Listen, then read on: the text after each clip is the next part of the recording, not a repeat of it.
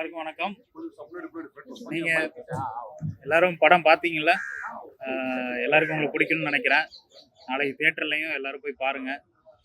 உங்களை சாட்டிஸ்ஃபைட் பண்ணியிருக்கோம்னு நினைக்கிறோம். இனிமே நீங்க தான் சொல்லணும், மக்கள் தான் சொல்லணும். தேங்க்யூ. அனைவருக்கும் வணக்கம். ஃபர்ஸ்ட் ஆஃப் ஆல் நீங்கள்லாம் வந்ததுக்கு ரொம்ப நன்றி.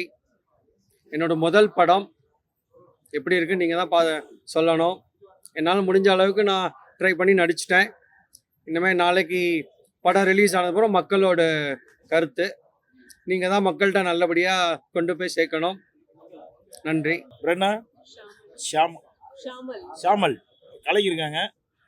நானும் ஓரளவு நல்லா பண்ணியிருக்கேன். காரணம் வந்து இயக்குனர் தான். எனக்கே ஒரு சஸ்பென்ஸ் தான் படம் பார்க்கும்போது. ஏன்னா எடுக்கும்போது எப்படி இருக்குன்னு என்னால் ஜட்ஜ்மெண்ட் பண்ணவே முடியல. ஆனால் படம் பார்க்கும்போது டோட்டலாக சேஞ்சஸ் கொடுக்குறாரு டைரக்டர். இந்த படம் மக்களுக்கு எல்லாத்துக்கும் பிடிக்கும்னு நான் ரொம்ப நம்புகிறேன். என்னென்னா ஒரு இன்ட்ரெஸ்டிங் ஜனரஞ்சகமான ஒரு படம். ஏதோ நினச்சி வந்தேன். படம் பார்க்கும்போது நம்மளா இப்படி நடிச்சிருக்கோங்கிற அளவுக்கு ஒரு விஷயம் வந்து பண்ணிட்டு அப்போ இன்ட்ரோல் பிளாக்ல நானே எதிர்பார்க்கவே இல்லை. அப்படி ஒரு இன்ட்ரோல் பிளாக் நல்லா பண்ணியிருக்காங்க. இந்த டீமுக்கு முதல்ல டைரக்டருக்கு ஃபஸ்ட்டு இந்த புது டீம் டைரக்டரு ப்ளஸ் ஆர்டிஸ்ட்டு எல்லாருமே இந்த படத்தில் நான் நடித்தது எனக்கு ரொம்ப சந்தோஷம். என் கேரக்டரும் நல்லா உங்கள் எல்லாத்துக்கும் பேசப்படுற மாதிரி இருக்கும். தியேட்டரில் வந்து படம் பாருங்கள். நல்லா திருப்தியான ஒரு படமாக இருக்கும். தேங்க்யூ. எல்லாருக்குமே ரொம்ப சந்தோஷமா இருக்கு. ரொம்ப நன்றி சொல்லிக்கிறோம் எங்க டீம் சார்பாக, யாதுமரியான் டீம் சார்பா. எல்லாரோட கனவுமே ஒரு படம் எடுத்து அதை வந்து ரிலீஸ் பண்ணணும் அப்படின்ட்டு தான் அதை நாங்கள் இப்போ பண்ணிட்டு இருக்கோம். நீங்களும் வந்து சப்போர்ட் பண்ணிட்டு இருக்கீங்க. ஷூட்டிங் ஸ்பாட்ல அவ்வளோ ஜாலியா இருந்துச்சு. இங்க வந்து பார்த்தா செம்ம ரகடா இருக்கு. அண்ணன் உண்மையில என்ன கை கொடுக்குனேன். ரொம்ப ஃபர்ஸ்ட் படம் எப்படி இருக்கும்னு தயங்கிட்டே இருந்தாரு. செம்மையா இருக்குண்ணே, செம்மையா பண்ணியிருக்கீங்க. அப்புறம் ஹீரோயின்ஸ், அப்புறம் அப்புக்குட்டி என்ன உங்க கூட நடிச்சது எங்களுக்கு ரொம்ப சந்தோஷம்ண்ணே. இன்னைக்கு ஃப்ரேம்ல பார்க்கும்போது அங்க ஒரு மாதிரி இருந்தோம், இங்க ஒரு மாதிரி இருக்கும் அப்படிங்கிற மாதிரி இருந்துச்சு. செம்மையா இருந்துச்சு. மியூசிக் அண்ணே நீங்களும் விளையாண்டுட்டீங்கண்ணே. நம்ம டீம்லயே நம்ம புகழ்ந்து கூடாதும்பாங்க, ஆனா சத்தியமா புகழ்ற இடத்துலதான் இருக்கீங்கண்ணே. சூப்பரா இருந்ததுண்ணே. அப்புறம் போன்ல கூட கதையை சொல்லல, நீ வாப்பா நேர்ல பாத்துக்கலான்னாரு. நேர்ல கூட கதையை சொல்லல, இந்த சீனை மட்டும் இப்படி பண்ணு, இந்த மூடு நான் சொல்றேன் பண்ணுங்க அப்படின்னாங்க. அதை தான் நாங்க பண்ணோம். ஃபர்ஸ்ட் டைம் நாங்களே இன்னைக்கு தான் பார்த்தோம். தேங்க்யூ ஸோ மச் அண்ணா. செம்மையா இருந்துச்சுண்ணே. உள்ள போயிட்டு வந்ததுக்கு அப்புறம் எனக்கே ஒரு ட்ரீம் மாதிரி இருக்குண்ணே இது. ரொம்ப சந்தோஷம், ரொம்ப ஹாப்பி. பத்திரிகையாளர்கள் ரொம்ப சந்தோஷம், ரொம்ப ஹாப்பியா இருக்கு. அடுத்தடுத்து ஒவ்வொரு கட்டத்துக்கும் நகர்ந்துகிட்டே இருக்கணும். நீங்க தான் சப்போர்ட் பண்ணணும். பத்திரிகையாளர்களுக்கும் ஊடக சங்கங்களுக்கும் எங்களுடைய மிகப்பெரிய நன்றியை சொல்லிக்கிறோம். Thank you so much. யாதும் அறியா. அனைத்து பத்திரிகையாளர்களுக்கும் வணக்கம். இது ஒரு படத்தை எல்லாம் பார்த்துருப்பீங்க. இது வந்து மக்கள்கிட்ட கொண்டு போய் சேர்க்க வேண்டியது உங்களோட கடமை. அதை கண்டிப்பாக சேர்ப்பீங்கன்னு நினைக்கிறேன். இந்த ஒரு புது குரூப்பை ஒரு நல்ல வழிகாட்டுதலாம் எங்களை மென்மேலும் உற்சாகப்படுத்துவீங்கன்னு நம்புறேன். நன்றி. வணக்கம். இங்கே வந்ததுக்கு ரொம்ப நன்றி. யாதும் அறியா அந்த படம் பார்த்துருப்பீங்கன்னு நான் நம்புகிறேன். எல்லாருக்கும் ரொம்ப பிடிச்சிருக்குன்னு நான் நம்புகிறேன். ஏன்னா வந்து ஒரு வித்தியாசமான முறையில் டைரக்டர் வந்து இந்த படத்தை இயக்கியிருக்காங்க. எனக்கே ரொம்ப ட்விஸ்ட் இந்த படம். ஏன்னா லாஸ்ட் கிளைமேக்ஸ் வந்து டைரக்டர் சொல்லவே இல்லை எப்படி இருக்கும் அப்படின்னு. 2 விதமாக எடுத்தாங்க. படமாக பார்க்கும்போது எனக்கே ரொம்ப வாவ் அப்படி இருக்கு. முக்கியமாக சொல்லப்போனால் மியூசிக் டைரக்டர் இந்த படத்துக்கு ஒரு உயிரோட்டம் அப்படின்னாலே மியூசிக் தான். அதை சூப்பராக பண்ணி கொடுத்துருக்காங்க. தேங்க்யூ சார் அண்ட் வாழ்த்துக்கள். ஹீரோ தினேஷ் அவர் வந்து ஃபர்ஸ்ட் படம் மாதிரியே தெரியல, ரொம்ப நல்லா பண்ணியிருக்காரு. ஷாமல், ஆனந்த் பாண்டி எல்லாருமே நல்லா நடிச்சிருக்காங்க. அப்புக்குட்டி அண்ணா சொல்லவே தேவையில்லை. அவருடைய எப்பவும் போல எல்லாரும் போலவும் எப்பவும் போலவும் நல்ல சூப்பராக அவரோட ஆக்டிங்கை வந்து ஸ்கோர் பண்ணியிருக்காரு. அந்த எமோஷனல் சீன்ஸ்லாம் ரொம்ப நல்லா இருக்கு. மறந்துட்டு சொல்ல வந்தது. So thank you. இந்த படத்தை எப்படியாவது மக்கள்கிட்ட ரீச் பண்ணுங்க. ஏன்னா வந்து சின்ன படங்களுக்கு தியேட்டர்ஸ் கிடைக்கிறதுக்கு ரொம்ப நிறைய போராட வேண்டியது இருக்கு. அடுத்தடுத்த படங்கள் வரிசையாக வரும். ஆனால் அது போக இந்த படத்துக்கு ஒரு முக்கியமான சப்போர்ட்ஸ் கொடுப்பீங்கன்னு நான் நம்புகிறேன். தேங்க்யூ. ஹலோ, ஹாய், எல்லாருக்குமே வணக்கம். ரொம்ப நன்றி. ரொம்ப சந்தோஷமா இருக்கு. இது வந்து ஒரு படம் மட்டும் கிடையாது, இது எங்களோட ட்ரீம்ஸ் சொல்லலாம், எங்களோட எஃபர்ட்ஸ் சொல்லலாம். So I'm very happy to share my screen with senior actors, Apukutti sir and other actors. Grana, Dinesh has done really great job. படம் பார்க்கறதுக்கு முன்னாடி என்ன கிளைமேக்ஸ் இருக்கோ, என்ன கதை இருக்கோ, எண்ட்ல என்ன நடக்க போகுதுன்னு கூட தெரியாது. Directors are never told us. It was a suspense for us also. Very glad ஸ்க்ரீன்ல பார்க்கும்போது எல்லாரும் வந்து ரொம்ப சூப்பரா பண்ணியிருக்காங்க. அண்ட் ப்ளீஸ் சப்போர்ட் பண்ணுங்க. இந்த படம் வந்து it's very good thriller content. So எல்லாருக்குமே ரொம்ப பிடிக்கும். எல்லாருக்குமே நீங்கள் வந்து கொண்டு வந்துருங்க எங்களோட படம். Thank you so much. இப்படியே சப்போர்ட் பண்ணுங்க. ரொம்ப சந்தோஷமா இருக்கு. Thank you so much director sir for giving me this opportunity. This is my debut film and I'm very happy to present our entire crew. So யாது மரியனோட என்டையர் க்ரூ வந்து எல்லாம் support பண்ணியிருக்காங்க, நிறைய எஃபர்ட்ஸ் போட்டிருக்காங்க. So please media people help us to grow more. Thank you so much. இல்லை, இது ஒரு அழகான தமிழ் பெயர் வைக்கணும் அப்படிங்கிறதுனால திருக்குறள்ல இருந்து எடுத்தோம். இதில் கதையாக பார்க்கும்போது ஹீரோக்கு வந்து எதுவுமே தெரியாத ஒருத்தனுக்கு ஒரு ப்ராப்ளம் வரும்போது அவன் எப்படி ஃபேஸ் பண்ணுவான் அப்படிங்கிற ஒரு சின்ன ட்ராக் இருக்கிறதுனால இப்போ எதுவுமே தெரியாதவன்னு பேர் வைக்க முடியாது. ஒரு அழகான பேர் வைக்கணும், திருக்குறள்லேருந்து எடுத்து வச்சோம். யாதும் மரியாதை.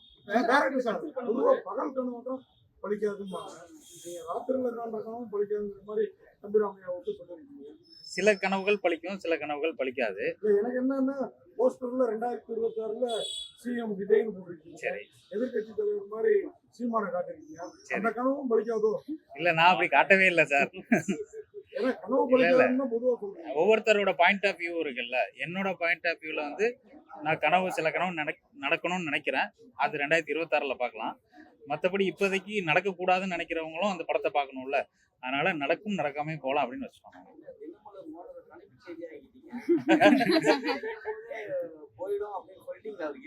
எது எது சார்? இல்ல அவருக்கு எல்லா கதையெல்லாம் தெரிஞ்சுதான் நடிச்சாரு. அது இல்ல, ஆக்சுவலா கிளைமேக்ஸ் யாருக்குமே சொல்லல சார். அவருக்கு கூட தெரியாது, அவருக்கும் தெரியாது. அதாவது ஒரு இன்ட்ரெஸ்டிங் போயிடும் அப்படிங்கிறதுக்காக யார்கிட்டயுமே சொல்லல. இது ரியல் லைஃப்ல எல்லாருக்குமே நடக்கிற ஒரு விஷயம் தானே, எல்லாருமே ஃபேஸ் பண்ண. ப்ரொடக்ஷன் நாங்க தானே பாத்துக்கிட்டோம். சார் ஹீரோ சார், சொல்லுங்க சார். அந்த கனவுல கொல்றப்பெல்லாம் பயங்கர ஆக்ரோஷமா இருக்கீங்க, மற்ற நேரத்துல ரொம்ப சாஃப்டாவே இருக்கீங்க. அப்படிதான் கேரக்டர் அது? ஆமா சார், நான் எப்போவும் இன்னசென்ட் பையன். திடீர்னு இப்படி சுச்சுவேஷன் வந்ததுனால என்ன செய்யணும்னு தெரியாம செஞ்சுட்டேன். எல்லாம் உங்க வீட்டு பிள்ளையா நினைச்சு மன்னிச்சிடணுமா? உங்க வீட்டு பிள்ளைய மன்னிச்சுக்கோங்க. உண்மையா கொன்னீங்களா அவங்கள? கடைசியில வந்து அவங்க உயிரோட இருக்காங்களா இல்லையா? அதான் சொல்லிருக்கோமே.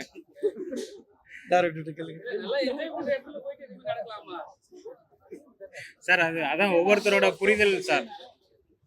அது ஒவ்வொருத்தரோட புரிதல் தான் சார். அதாவது என்னோட பாயிண்ட் ஆஃப் வியூல கரெக்டா டைரக்டர் பேர் போடும்போது நான் என்ன கிளைமேக்ஸ் கொடுத்துருக்கணும் அதை தான் நான் சொல்ல வந்திருக்கேன். நான் 2 ப்ரீ கிளைமேக்ஸ், போஸ்ட் கிளைமேக்ஸ் வச்சிருக்கோம். கடைசியா நான் பேப்பர்ல காமிச்சது தான் நான் கிளைமேக்ஸா நம்புறேன். அதனாலதான் நான் அதை வச்சேன்.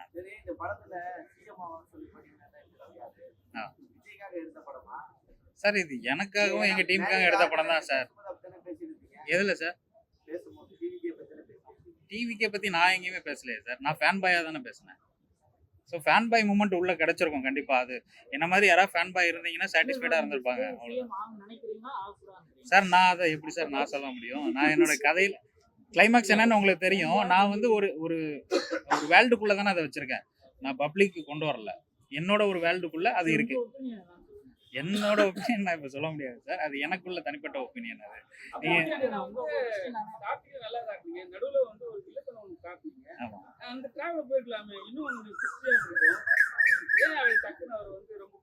சார் அவர் ஆரம்பத்துல இருந்தே கூலா தான் சார் இருந்தாரு படத்துல. நீங்க நல்லா கொஞ்சம் நல்லா ஃபோக்கஸ் பண்ணி பாத்தீங்கன்னா உங்களுக்கு தெரியும். அவர் கூல் தான் எப்பவுமே. ஆமா ஆமா, அவருக்குமே அந்த மாதிரி ஒரு சிச்சுவேஷன் இருக்கும்போது எப்படி ரியாக்ட் பண்ணுவார்? பயந்து தானே ஆகும். இவரை பார்த்தா என்ன தோணுது, இவன் நம்மளையும் கொண்டுருவானோன்னு ஒரு தாட் அவருக்கு இருக்குல்ல. ஸோ அதுக்கேற்றப்பல ஒரு ரியாக்ஷன் கொடுப்பாரு. அவருக்குமே இன்னைக்கு தான் அவருக்கு படமே பார்க்குறாரு. அவரும் இன்னைக்கு தான் படம் பார்க்குறாரு.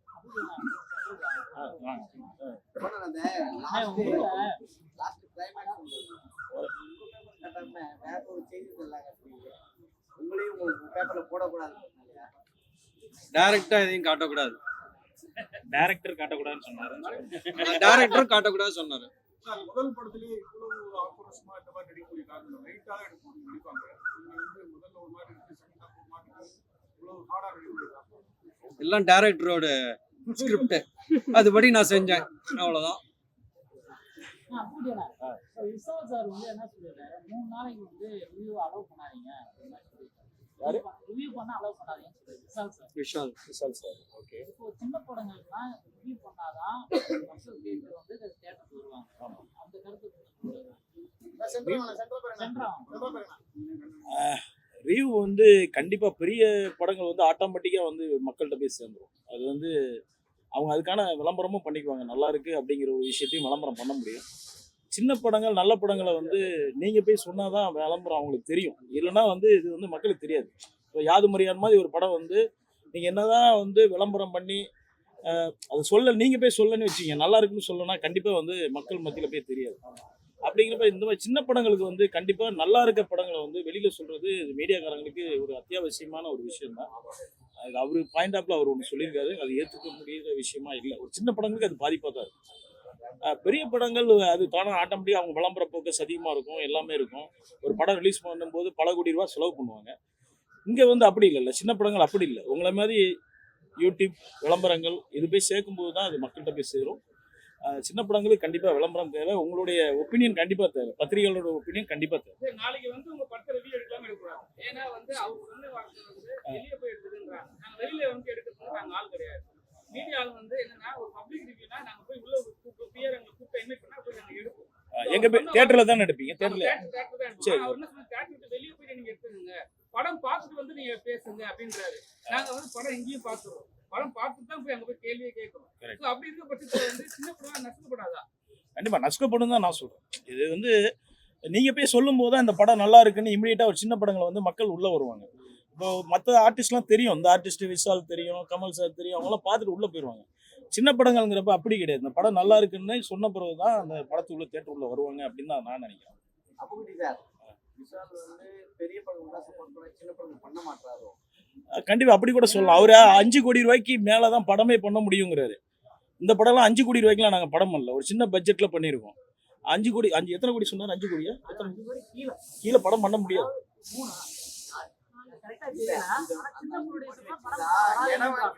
ஏன்னா அப்படின்னா தொழில் முடங்கிரும் நண்பா. புடிசஸ் சின்ன புடிசஸ் வரனால தான் சின்ன சின்ன நடிகர்களும் பிழைக்கிறாங்க. சின்ன சின்ன மீடியாக்களா இருக்கட்டும், எல்லாமே தொழில் நல்லபடியா போயிட்டு இருக்கு. அப்படிங்கிறப்ப வந்து சின்ன படங்கள் எடுக்கப்படணும். ரெண்டுமே கலந்துதான் அந்த காலத்துல இருந்து இந்த காலத்துல இருக்கு. பெரிய படம் தான் மட்டும் எடுப்போம்னா தியேட்டர்ல படம் இருக்காதுங்க. மாசத்துக்கு 4 படம் தாங்க வருது, 5 படம் தான் வருது. அப்புறம் எப்படி உங்களுக்கு வந்து எல்லா நாளும் தியேட்டர்ல படம் போட முடியும், எல்லாரும் சம்பாதிக்க முடியும்? சின்ன படங்கள் எவ்வளவு படம் ஓடி இருக்கு, அதையும் நம்ம சொல்றதே இல்லை. பட்ஜெட்ல படங்கள் ஓடி இருக்கு, அதெல்லாம் நீங்க கேள்வி கேளுங்க. 2026ல வந்து சிஎம் அவர்கள் போட்டிருக்கீங்க, கடைசியா வந்து அவர் கனவே ஆக்கிட்டீங்களா? அது அப்ப அது கனவாவும் போயிடுமோ சார்? ஆல்ரெடி இந்த கேள்வி கேட்டாங்க. இப்போ நான் என்னோட கனவுக்கான முயற்சி நான் எடுத்திருக்கலாம் சார். இப்போ டைரக்டர் ஆகணும் என்னோட கனவு. அவர் வந்து ஒரு நிறுவனத்தில் இருக்காரு, அவர் கனவாயிடுமோன்னு கேட்குறேன். அதான் சார், அவரை விட்டுருங்க. டைரக்டர் பாயிண்ட் ஆஃப் வியூல நான் என்ன சொல்லணும்னா, நான் டைரக்டர் ஆகணும்னு ஒரு கனவு வேணா, அதுக்கான முயற்சி எடுத்ததுனால ஏதோ என்னால் இங்கே வர முடிஞ்சது. அதே மாதிரி ஒவ்வொருத்தருக்கும் ஒரு கனவு இருக்கும். நீங்கள் சொல்கிற இந்த கேட்ட கேள்விக்கு அவருக்கு ஒரு கனவு இருக்கும்ல, அதுக்கான முயற்சி அவர் எடுக்கும்போது அவர் கண்டிப்பாக வரலாம். அதை நம்ம நிர்ணயிக்க முடியாதுல்ல சார்.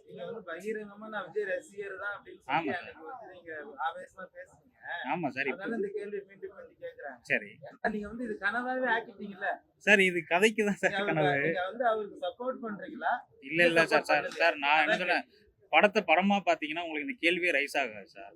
நான் ஃபேன் பாயா படம் பண்ணேன்னு தான் சொன்னேன். நான் அவரை பத்தி விமர்சனம் பண்றதுக்கு படம் பண்ணல. ஓகேவா?